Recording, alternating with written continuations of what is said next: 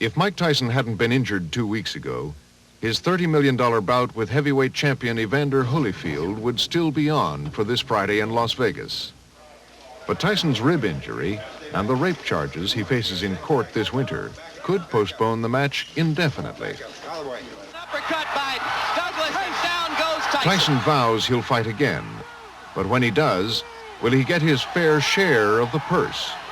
Or will it go to the man who controls him?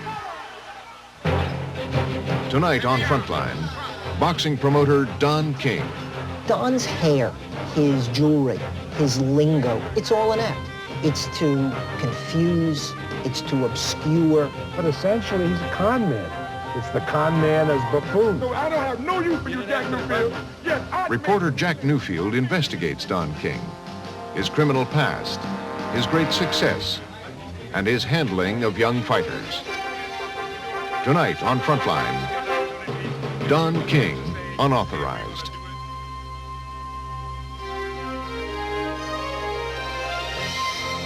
With funding provided by the financial support of viewers like you and by the Corporation for Public Broadcasting. This is Frontline.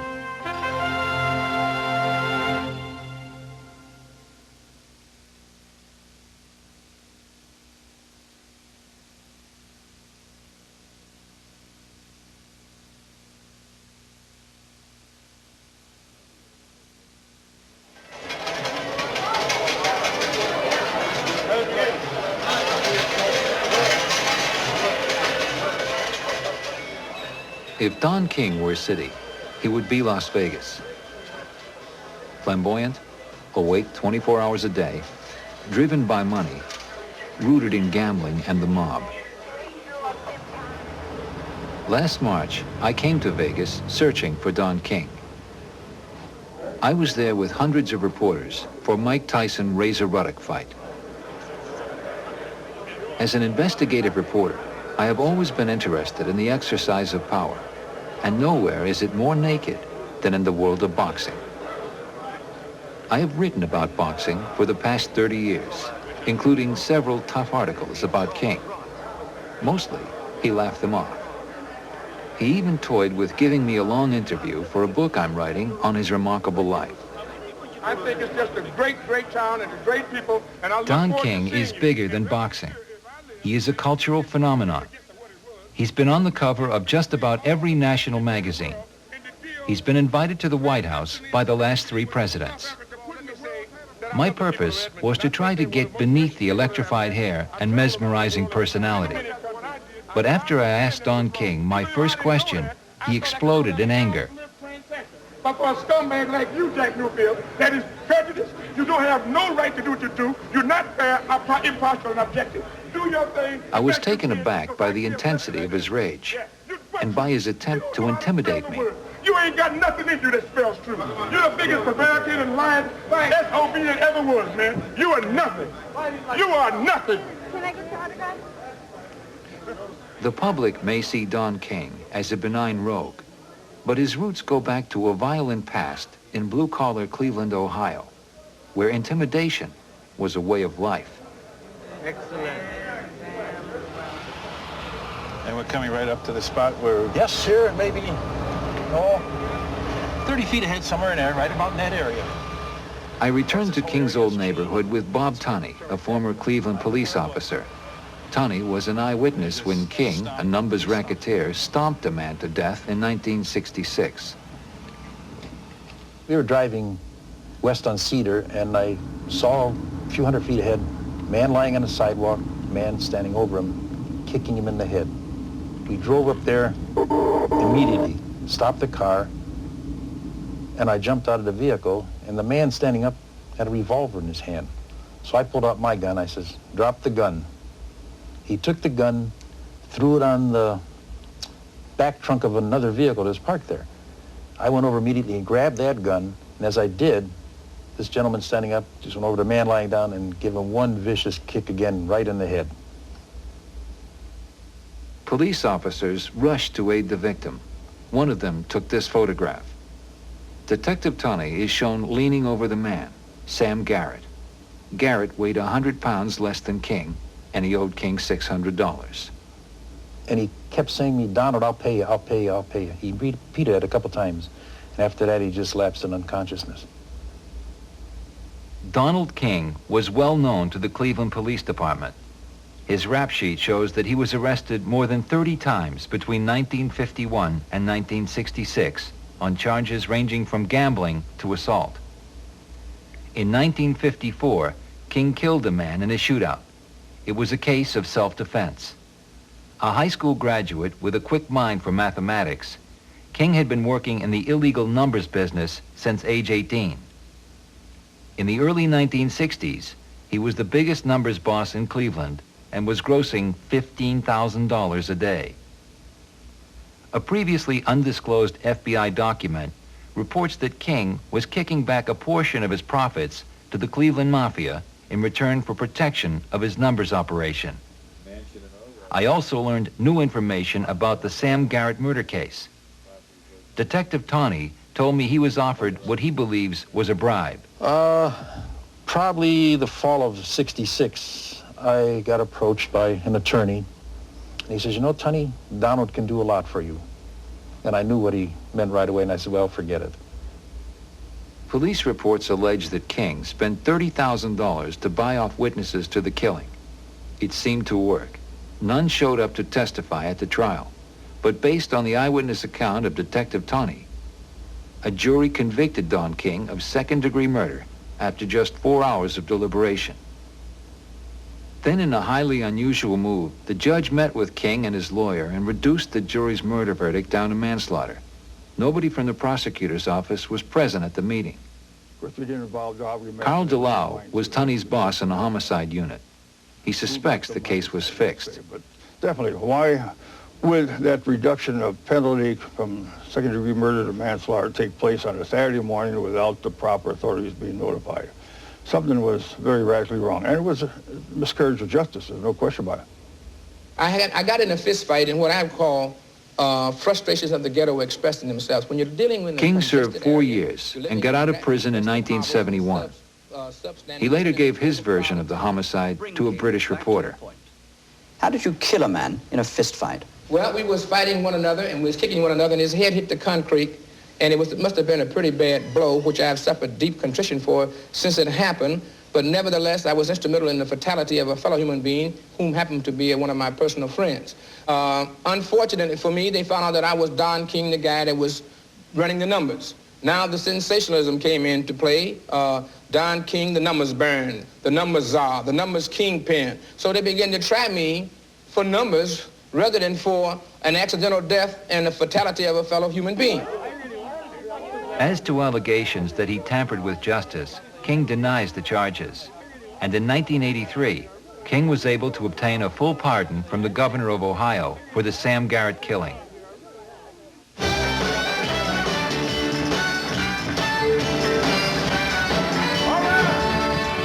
It was King's friend, rock and roll legend Lloyd Price, who helped turn King from numbers to boxing.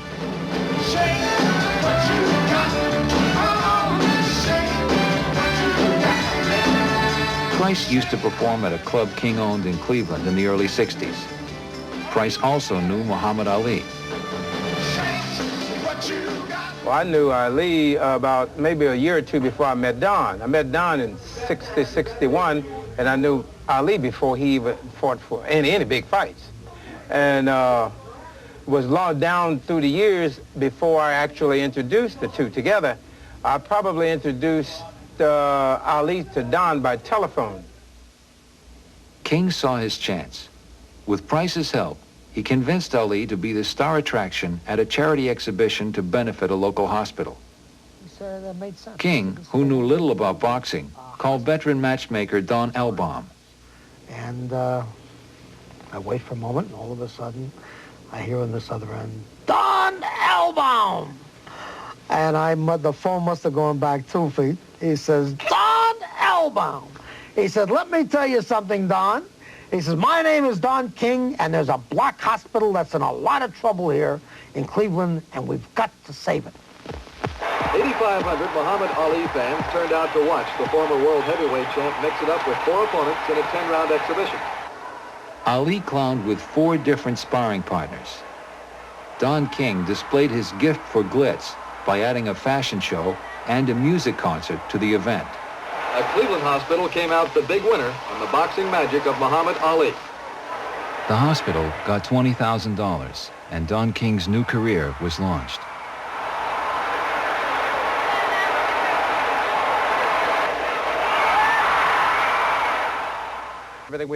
Lloyd Price advised his friend that he needed a new look.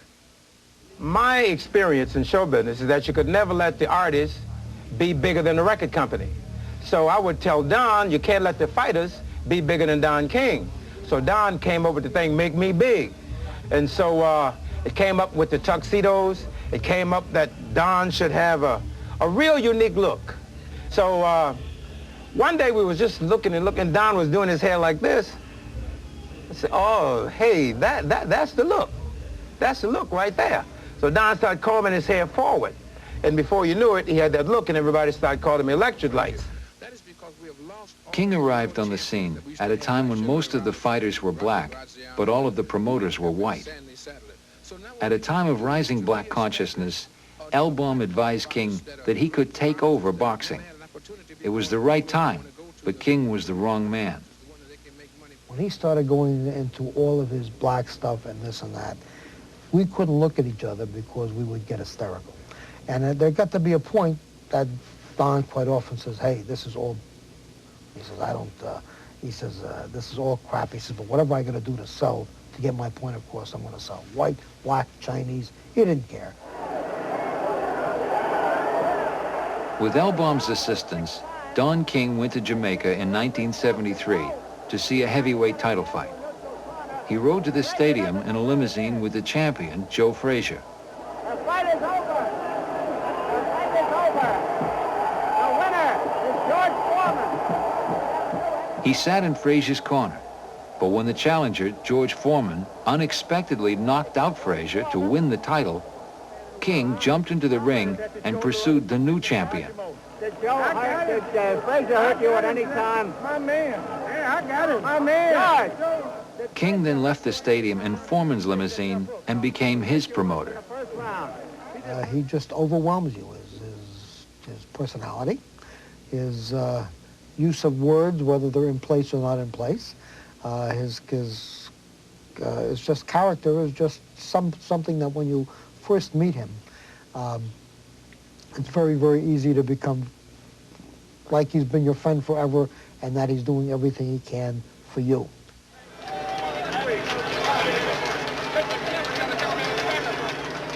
In 1974, just 3 years out of prison, Don King created his masterpiece.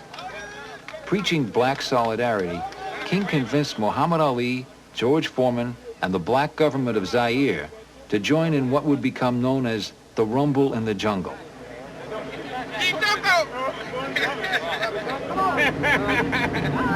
Put a blessing on us, oh great one. King put together a boxing match and a music event in a $14 million deal, which few people expected would ever take place. Hello, darling. How are you? Miss Etta James. Hello, Etta, darling. How are you? I'm delighted to see you. In a brilliant stroke of salesmanship, King convinced the government of Zaire to put up $10 million to finance the fight, even though the country was mired in poverty. Of the 3 men who started King out in boxing, 2 were still with him, Muhammad Ali and Lloyd Price, who was now a partner with King in the music deal. Don Elbaum had been cut out by King and was left behind. Foreman's throwing more punches now. Maybe this could be the tactic of Ali to let the man punch himself out. 30 seconds left in round 8. The fight was memorable, pitting an undefeated George Foreman against Muhammad Ali, a 3-1 underdog. Another sneaky right hand. This time he worked over the shoulder of Foreman.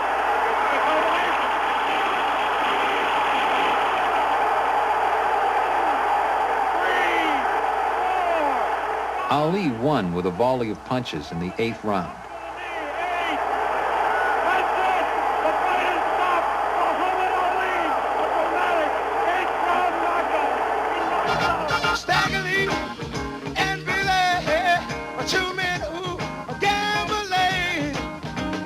Staggerly through 7, Billy swore the boy through 8. Look out there. The event made Don King. But even in his triumph, King betrayed another one of the men who had helped get him his start and who had been his loyal friend. He cheated Price out of his share of the partnership. Staggerly started off. I know that I should have a piece of the business because Don told me I should have a piece of the business. In fact, we should be 50-50 partners. To this day, and that was in 1974, I haven't got paid, even though I was locked into a letter of credit. 6 years later, King would betray the last of the men who helped give him his start. After Muhammad Ali had suffered a brutal beating in his last championship fight, King shortchanged him out of $1 million. Ali sued to get his fair share of the purse. But King found the one man who could get Ali to drop the suit: Ali's longtime friend and Muslim brother, Jeremiah Shabazz. King asked Shabazz to deliver payoff money to Ali and have him sign a release. I was in Don's office. Don gave me the money with specific instructions: don't give this money to Ali unless he signs that paper. And it was $50,000 on his desk? Yeah, it was 50,000 cash dollars, yes. Ali, his health deteriorating and facing years of expensive litigation, accepted the cash and signed the release. I'll never forget when I presented the documents back to Don. He was just so pleased. He said, I had done a real great job. He thanked me, and, I was his boy at that time. Don and I would still be friends, except that this guy, he just uses people. When he uses you up, then he has no more need for you. He goes on to the next one. You're just so much cannon fodder, just a nothing.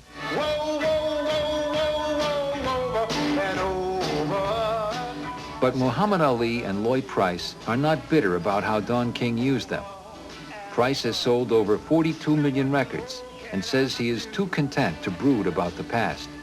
He and King are still friends, and their plan to make King the biggest promoter in boxing had worked.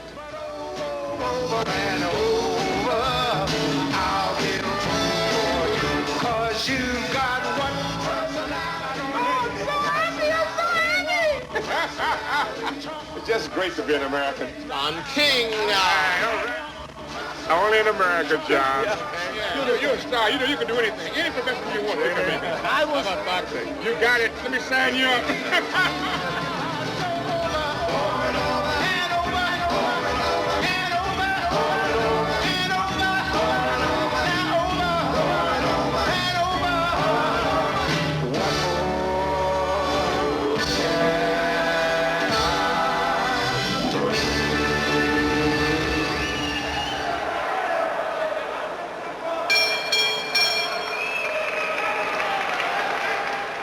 After the Rumble in the Jungle, Don King held a virtual monopoly on the heavyweight championship for the next 17 years, controlling all major contenders and TV rights to their bouts. Seth Abraham at Home Box Office negotiated with him for 11 of those years. Don's hair, his jewelry, his lingo, his jargon is all an act. It's to confuse, it's to obscure, it's to de-arm people. He is crackling bright. I mean crackling bright. His mind moves very, very quickly. I mean, I think in another walk of life, he'd be a grand chess master. He'd be a grand chess master. That's what he would be. So he would be the equal to and surpass most of the CEOs and executives that I know and do business with. This is eighth and final round action. The U.S. Boxing Championship Series coming to you live from the United States Naval Academy. Don King went on to recruit new partners.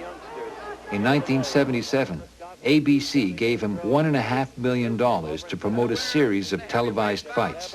John Boudreaux. They gave it to Johnny Boudreaux. The crowd doesn't believe it. Scott Ledoux doesn't believe it. But there was fraud involved. Inferior boxers controlled by King were inserted into the tournament by doctoring the records. The venture collapsed in scandal. ABC investigated and found that there was unethical conduct, but that no laws had been broken. You solemnly swear the testimony you're about to give the subcommittee to be the truth, the whole truth, and nothing but the truth, so help you God. Thank you. A congressional committee held public hearings, and ABC executive Rune Arledge admitted poor judgment. Couldn't you have postponed the telecast until you were able to work out these problems? The promoters, I don't know, we probably could have. The promoters, I think, told us that they couldn't, that they had the fighters lined up and they were in training, and, you know, it's a fairly complicated process. Yeah, I guess in hindsight we could have done that and probably should have. But in the end, Congress did nothing, and ABC continued to do business with Don King. The whole escapade should have been an early warning to the networks, casinos, and boxing commissions, but it was ignored by all. A great many of the fighters who were in the...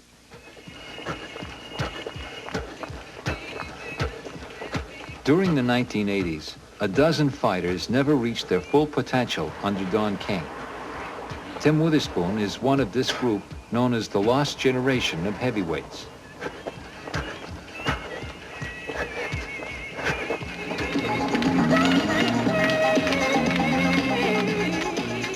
Witherspoon's career has suffered from litigation, demoralization, and distraction. Despite winning the world championship twice, boxing has left a bad taste in his mouth. I thought that boxing was peaches, ice cream, and cake, you know? And then when I get in here and I see all this dirt and smut and all this, and I'm saying, oh, man, but I gotta make $1, you know, so I'm in it. Witherspoon's career got off to a promising start. By 1982, he won his first 13 fights, 10 by knockout. He soon met a man who wanted to be his promoter. I felt the presence of Don King around about the 12th or 13th fight. How'd you feel it? Yeah, because every time I fought, he was hollering out, "Terrible Tim! Terrible Tim! We're gonna be all right." Don King had the connections to move Witherspoon into the big time. King scheduled a fight in Cleveland in 1982. But Witherspoon got ill with an ear infection, and on the advice of his doctor, tried to postpone the fight. King asked the Cleveland Boxing Commission to suspend Witherspoon's license. If Witherspoon would sign a long-term contract, King said, the suspension would be lifted. He said, the commission is me. He said, I'm the commission. Them guys ain't nothing. He said, really? He said, it's me. I said, he said, well, the only way to get lifted up if you sign this deal with me. And I said, well, I'm not signing that. And I went home, and like I said, the money was like, I was pulling mothballs out my pocket. With no money and no license, Witherspoon soon reconsidered. He went to Don King's office in New York City. According to Witherspoon, King spread 4 contracts on the table. He promised to have the suspension lifted and give Witherspoon a shot at the title if Witherspoon would sign and accept King's stepson, Carl, as his manager. A manager and a promoter have separate responsibilities. A manager looks after the fighters, a promoter looks after the events. But Don King pulled all the strings, reducing his stepson to a puppet. Don said, Carl is me, I'm Carl. He always used that phrase, so-and-so is me, that means that's him all the way. I never really sat down and talked with Carl about nothing. Got to do with management. He always would come to me and say, I got to ask my dad something. My dad sent me over here to see what y'all need. But Carl King would get 50% of Witherspoon's earnings, even though a 50% take by a manager is prohibited by boxing rules. King got around that problem by having Witherspoon sign 2 managerial contracts, one for the 50% fee and another, which would be filed with the state boxing commissions, which called for a legal 33% fee. King also had Witherspoon sign a contract which was totally blank. Did you think about bringing a lawyer to this meeting? He said you don't need, we couldn't do that. We weren't allowed to do that. Even in the past, even after that, he had told me don't, because we wanted a representation, and he said, if you got to do that, don't come. Here he is, the undefeated heavyweight champion of the world, Larry Holmes. King kept his word. He got the suspension lifted, and then got Witherspoon a title fight. Larry's hurt. Keep a look. We'll keep. Larry's hurt. Yes, he is. He's hurt. He's hurt now. We're in the ninth round. The underdog, Witherspoon. Witherspoon fought one of the best fights of his career, but lost in a split decision. Retaining his title in his 15th defense, Larry Holmes. In the mind of Tim Witherspoon, he has to believe he won. Witherspoon was paid $53,000 for the fight. But he soon learned that another fighter, who was knocked out by Holmes a few months later, got paid 6 times as much, $350,000. This fighter had someone other than the Kings managing his career.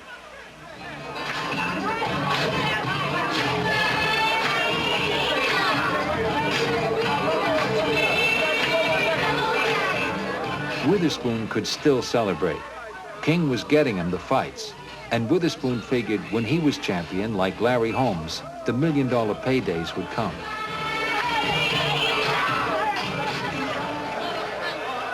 My lords, ladies and gentlemen, presenting from Philadelphia, the champion, Tim Witherspoon. By the summer of 1986, Witherspoon was the heavyweight champion and felt his big payday had finally come. King had made a match for him to defend his title in England against British champion Frank Bruno. He first heard the news through his manager, Carl King. He said, if we're going over there, we getting paid. He said, it's got to be a lot of money, right? That's the first time he said anything like that to me, right? So he said, I'm going to go ask my father what we're going to get. And from West Ham, London, the challenger, Frank Bruno. I know that when you go into another country with your title, you're getting paid double. You're not going there in his backyard to fight for pennies. I knew this, you know? So I said, hey, I know I'm going to be rich now. What did you imagine you were going to be paid? I imagine, I thought within myself that I knew I was going to get robbed, but he would be generous and give me maybe 600, 700,000.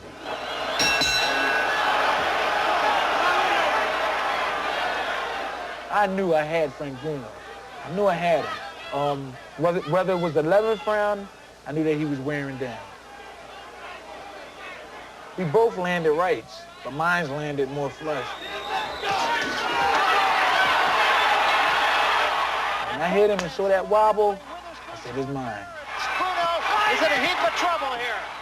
And I put all of it in, and I pulled an overhand right long, boom, and it bent him down. He went into ropes, and then I finished him off, boom, and he went down.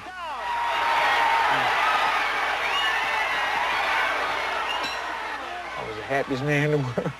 And the guys was in the ring, so I was the happiest man in the world. And that kind of good feeling, it made my soreness feel good. Later that night, Witherspoon and Carl King met up with Muhammad Ali. Witherspoon had been a former sparring partner for Ali. Now, he was the champion. That was the greatest thing in my life that I could experience, right? But you know what Ali said to me? He whispered in my ears. He said, I know you're getting robbed. I swear. He said, I know you ain't gonna get all your money.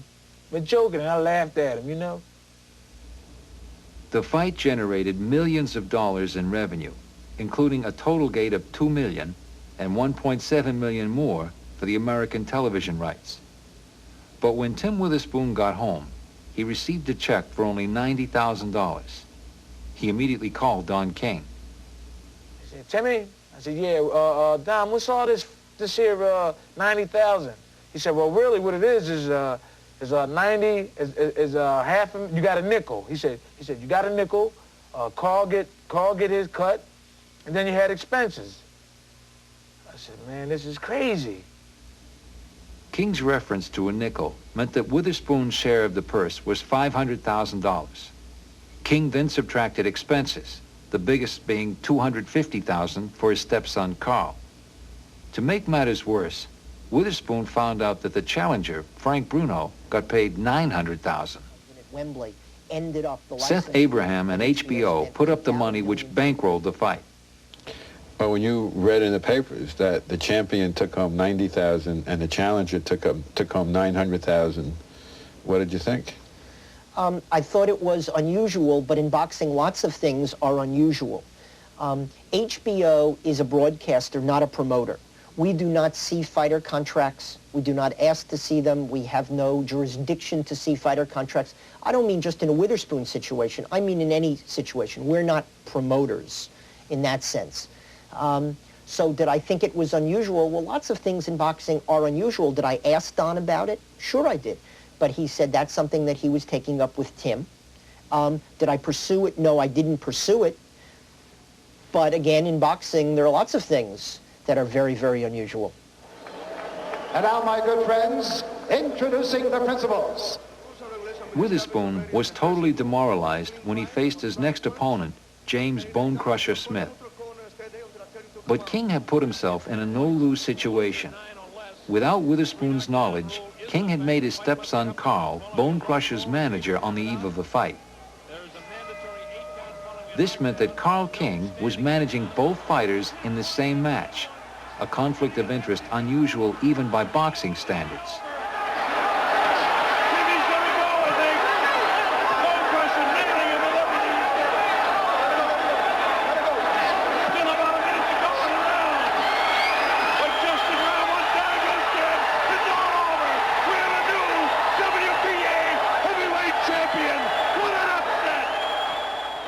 Witherspoon lost his title in the first round. But in defeat, he had won liberation from Don King. I was happy. It was over because I didn't want to be around Don King anymore. I knew that was it. And I was so happy after the fight, I didn't care. Tom Moran is Witherspoon's friend and current manager. No, at that point I realized that it was something that was so much bigger than Tim and so much more powerful, that Don King was, at that time, probably, if not the most powerful person in sports. He was certainly up there in the top 2 or 3. And boxing was a sport where it was kind of Tim against Don King one-on-one, and Don King's a sharp, slick individual, and you can't expect somebody like Tim, who's got an amazing skill in one area, to have those kind of skills in another area. And I felt that he was just a victim of the situation in that sport. Tim Witherspoon was now broke. He filed a $25 million lawsuit against Don and Carl King, alleging fraud and conflict of interest. King retaliated by blacklisting Witherspoon from fighting any boxer he promoted, which included most of the top 10 heavyweights. After some damaging pretrial evidence was obtained by his lawyers, Witherspoon says threats and intimidation followed. How can Don intimidate you? He has a lot of money. Money is power. And I'm sure everybody knows what can come after that. I mean, everybody knows that, put it this way, I have got as far as arming myself.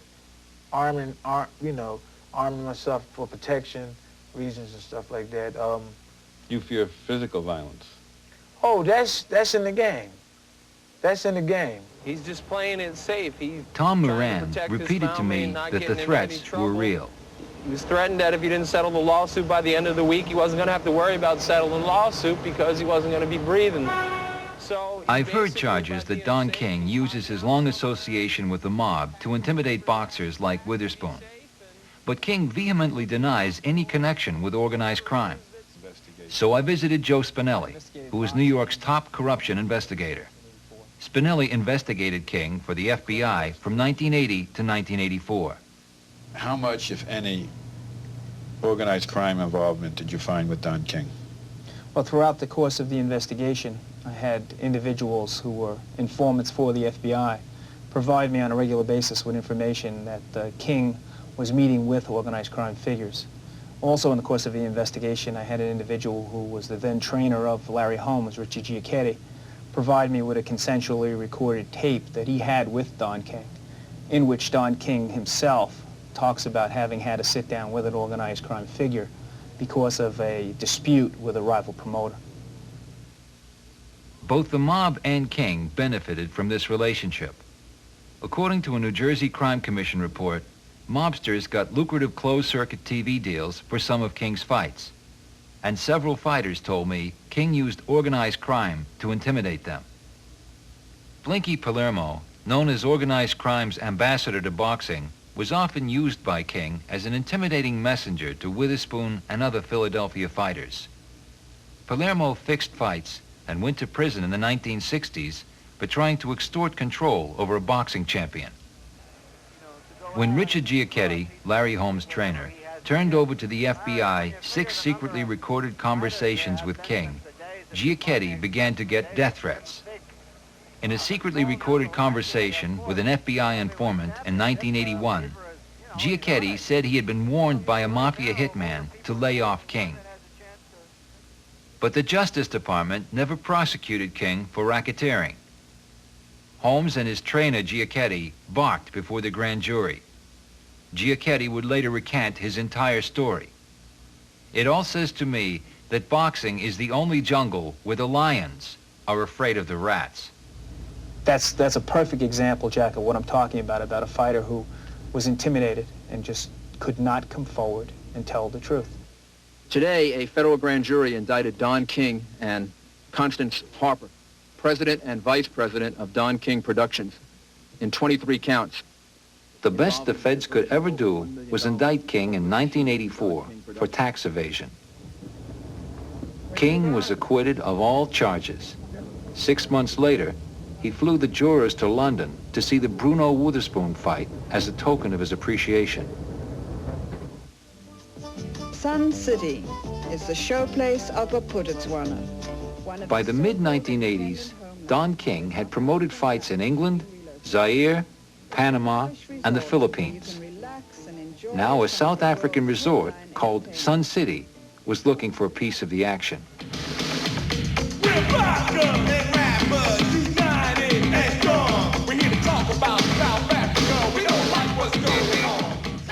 But the issue of boycotting South Africa was center stage. There's only one thing we can do. We got to say ain't gonna play Sun City. A group of performers made this video to argue the case. King had joined a boycott group led by Arthur Ashe. But at the same time, King tried to convince David Bay, a heavyweight he was promoting, to fight in South Africa. How did Don justify your fighting in South Africa? First, he wanted me to go. He wanted me to go. He said, this is a big opportunity for you, fighting for the heavyweight championship of the world. And you'll bring the title back home. We had the title. And I said, nah, but a whole lot of people going to be mad at me, and I wouldn't want that. So I got up, and I started walking downstairs, and Don King right behind me.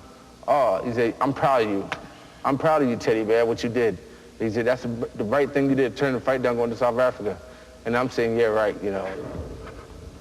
Bay turned down $850,000 and did not go to South Africa. Ladies and gentlemen, introducing Sun City WBA Heavyweight Championship of the World. King did not go to South Africa either, but he did convince another heavyweight, Greg Page, to take Bay's place. Oh, good right hand from Page, and Footsie's legs buckled a little. I think he's in trouble. Hey, down! We then got Greg Page to go, and Greg Page knocked out Jerry Coetzee. Bob Lee is president of the International Boxing Federation. Well, according to the promoter in South Africa, he paid Don King $1 million for that fight.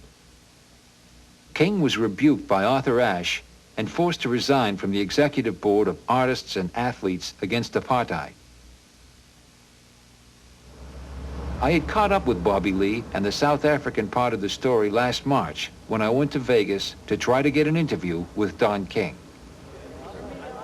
King had refused my request for an interview for several months, and I thought the press conference before the Tyson-Ruddock fight would be an opportunity to seek him out in person. I don't want to predict and prognosticate and tell a lie. King was working the reporters individually when he began to criticize Bob Lee and the International Boxing Federation for ranking black South African fighters. Bobby Lee is no longer fit to be the president of an organization. He's dealing with South Africa. King's tirade began when I asked him about his own dealings in South Africa. Don, can we talk to this person? What about the million you got from Sun City?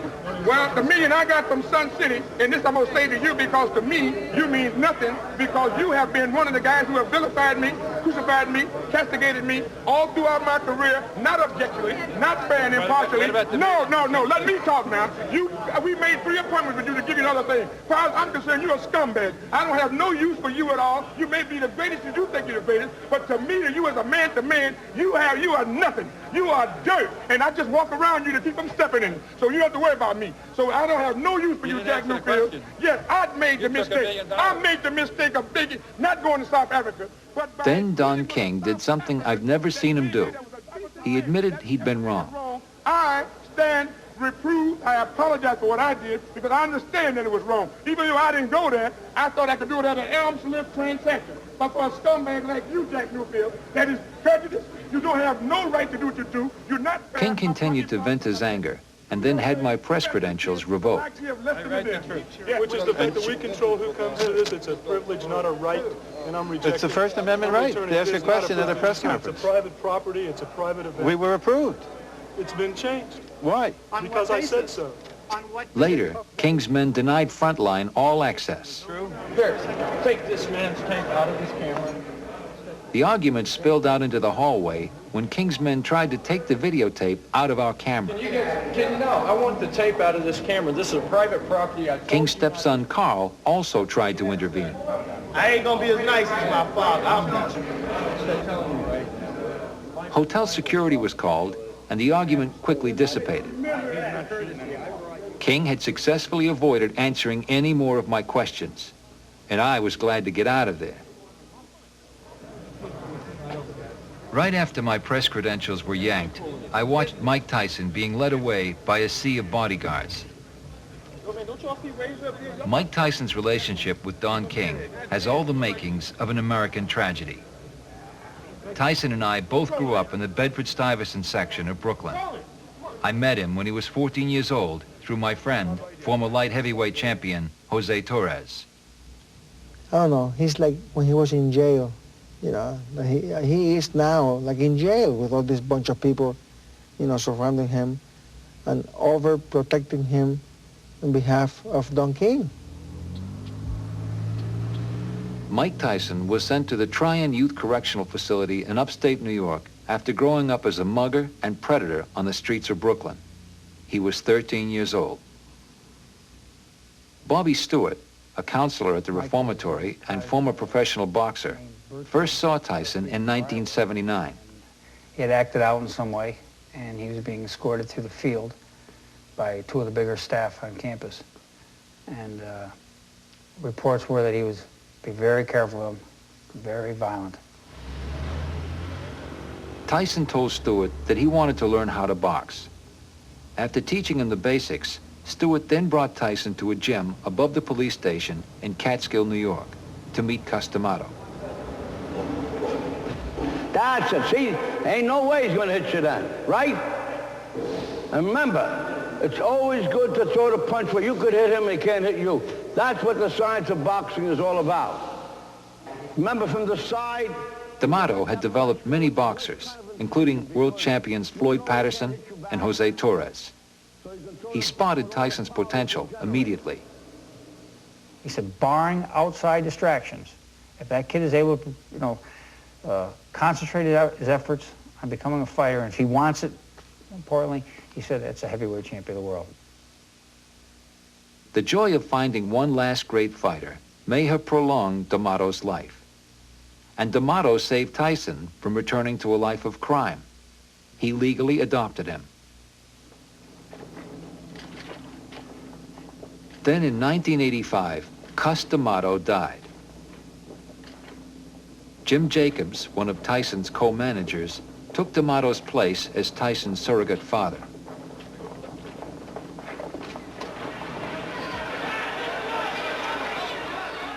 One year later, Tyson fulfilled D'Amato's prediction. That was a right to the body and an uppercut to the head, and Berbick is down.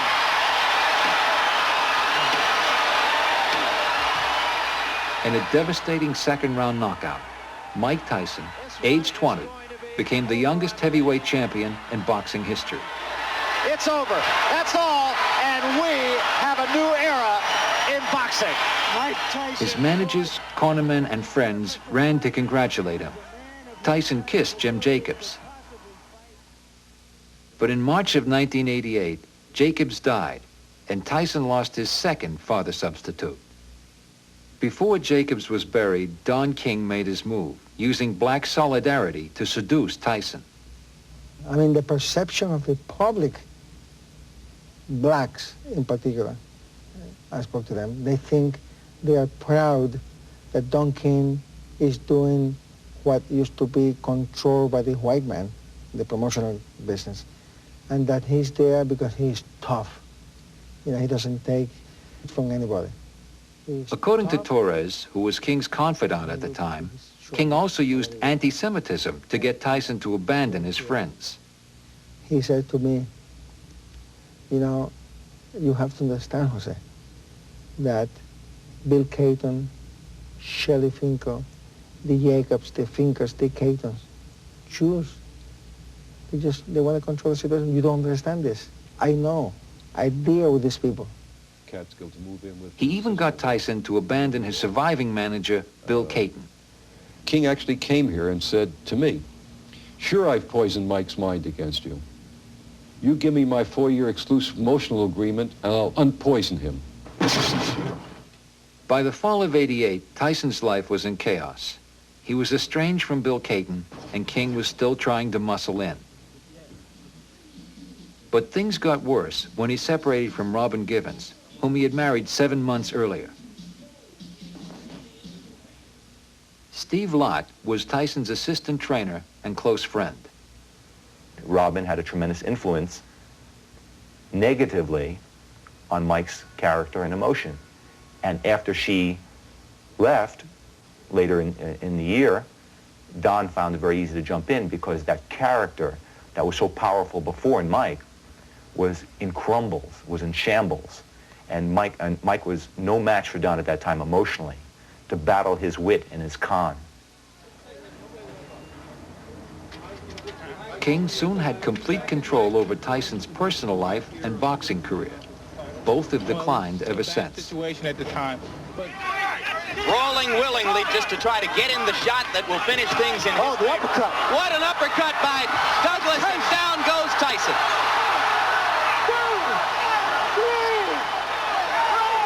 In 1990, in a stunning upset, Tyson lost his title to Buster Douglas, a complete unknown. It's over. It's over. Mike Tyson has been knocked out. Unbelievable. And Tyson was indicted for rape 2 months ago. Back up. Everything his adopted father, Cus D'Amato, had tried to prevent had come true under the tutelage of Don King. If he went somewhere where the business was better and he became a greater fighter and more of a hero and respected and revered by everyone in sports and everyone on the planet, I'd say, Mike,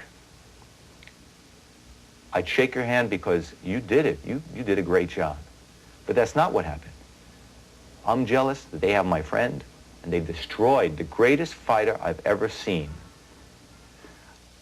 I don't know what to say. I want the best for Mike. You know, if that's, I tend to believe history, if you look at the fighters Don King's been involved with, I see mostly suits, they're all suing him, it seems. I hope in Mike's case it's different, that things are changed. But if you go on past history, you know, he's going to be the loser in the long run. If Mike Tyson fights again under Don King, it will add millions to King's empire. An empire which already includes a $5 million mansion in Ohio, condos in Los Angeles and Las Vegas, and 2 townhouses in New York. In 1988, he bragged that his company grossed more than $100 million a year. All this from being the most successful entrepreneur in boxing history, promoting over 200 championship fights. Mr. King, will you tell us what your present residence is? 32 East 69th, New York, 10021. The only irritants for King are the lawsuits. 6 world heavyweight champions and more than 20 fighters have taken King to court. King has been sued more than anyone in boxing history and has paid more than $2 million in settlements. Why do so many fighters, his fighters, end up suing him? Unfortunately, litigation is part of the sport of boxing. It is. I mean, that just comes sort of with the territory. Why do so many? He's visible. He's very visible. He is a lightning rod, not because of his hair, but because of his general demeanor and bombast. Boxing, you know, doesn't have a schedule, doesn't have a commissioner, doesn't have a series of teams. It's not a highly structured sport. Don works within the disstructure or the disorganization of the sport.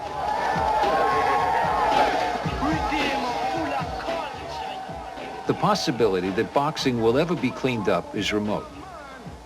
State regulation is a joke.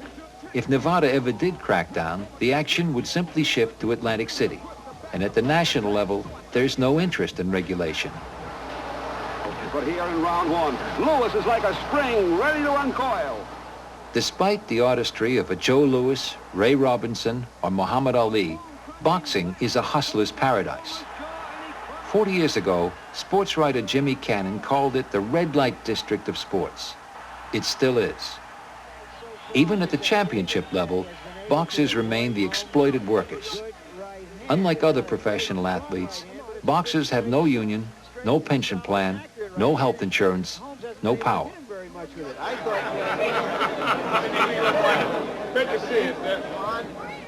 Those who profit, the networks, the casinos, and the promoters, all wink at the abuses and say, it's only boxing.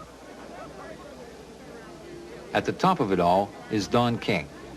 We endorse him, we even celebrate him as he turns young men of bright promise into victims. All right. Precious Lord, once again, your warrior goes into battle. Tim Witherspoon is slowly working himself back into contention. Under new management, he has won his last 10 fights. Soon, his $25 million lawsuit against the Kings will come to trial. Oh, yeah. You got it. All right, Tim, man. Terrible time. Terrible. Your turn. You're the man. Terrible, man. Witherspoon will never be as great a boxer as Tyson or Ali, but I will always remember him as the fighter who stood up to Don King. You know, that's Don King. To rip somebody off is a feeling he get. And he get that big old knot in his pocket, and he be rubbing them. He loved money. And they say the root of all evil is money. And that's what he is, the evil man.